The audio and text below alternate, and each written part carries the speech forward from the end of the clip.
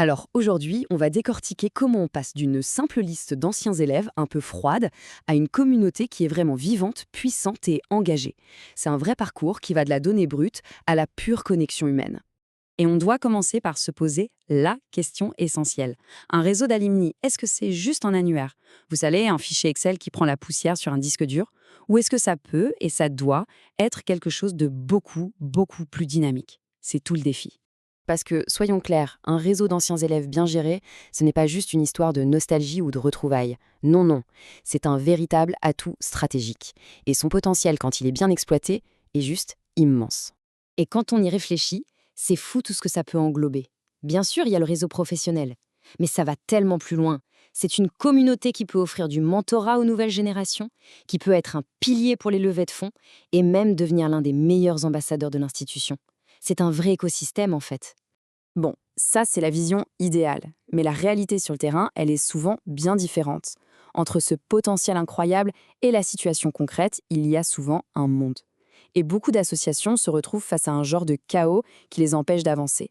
Cette image parle d'elle-même, pas vrai? Des infos éparpillées partout, des contacts qui ne sont plus à jour. C'est une situation que beaucoup reconnaissent. Et le problème, c'est que ce désordre finit par paralyser même les meilleures intentions. Pour que ce soit bien concret, on va prendre un cas d'étude, celui de l'association des anciens du collège Montrivière.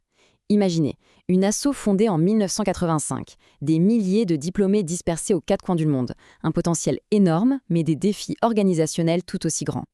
Et leur point de départ, c'est un grand classique du genre. Les informations sur les anciens, elles étaient éparpillées un peu partout, dans des dizaines de fichiers Excel, plusieurs listes de diffusion qui ne se parlaient pas, des bases de données à moitié vides, un vrai casse-tête pour s'y retrouver. Et les conséquences de ce bazar, elles sont immédiates. Comment savoir qui est encore actif? Quasiment impossible.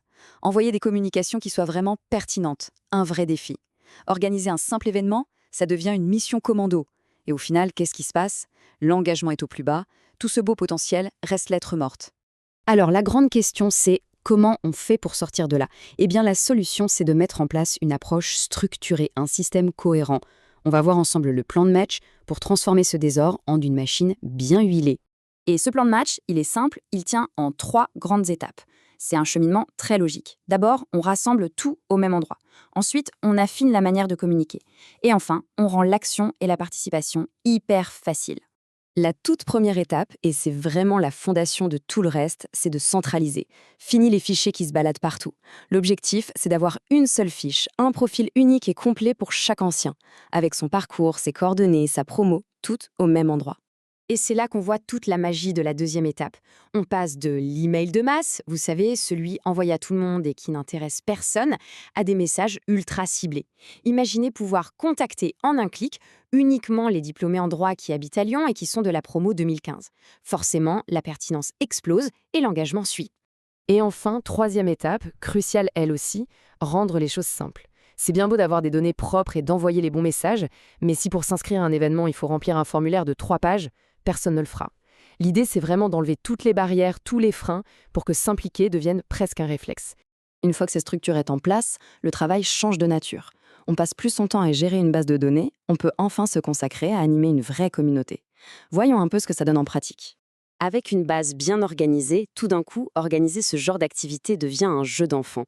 Des soirées de promo, des conférences, des programmes de mentorat, des rencontres pour aider les étudiants à trouver leur voie. Chaque événement devient une occasion de tisser des liens, parce qu'on sait exactement qui inviter et comment les toucher. Et le plus beau dans tout ça, c'est que ça marche. Ce n'est pas de la théorie. Ce témoignage de Franck, le président de l'ASSO, le dit très bien. La mise en place de ce système a eu un impact direct et très concret sur la vitalité de sa communauté. Et ce n'est pas juste une impression. Pour mettre un chiffre là-dessus, on parle d'une augmentation moyenne de 35% de la participation aux événements.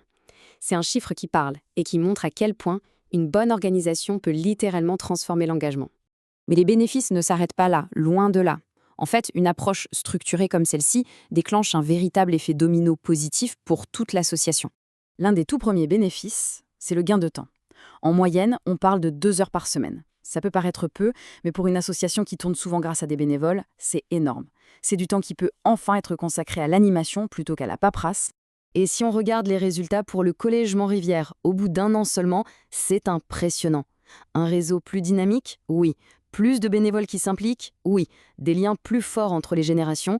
Mais le point le plus important, c'est le dernier. L'association est passée du statut de centre de coût à celui de véritable levier de développement pour l'institution. Et ça change tout. Donc pour résumer, tout ce parcours nous ramène à cette transformation essentielle. On arrête de gérer un fichier et on commence à animer une communauté.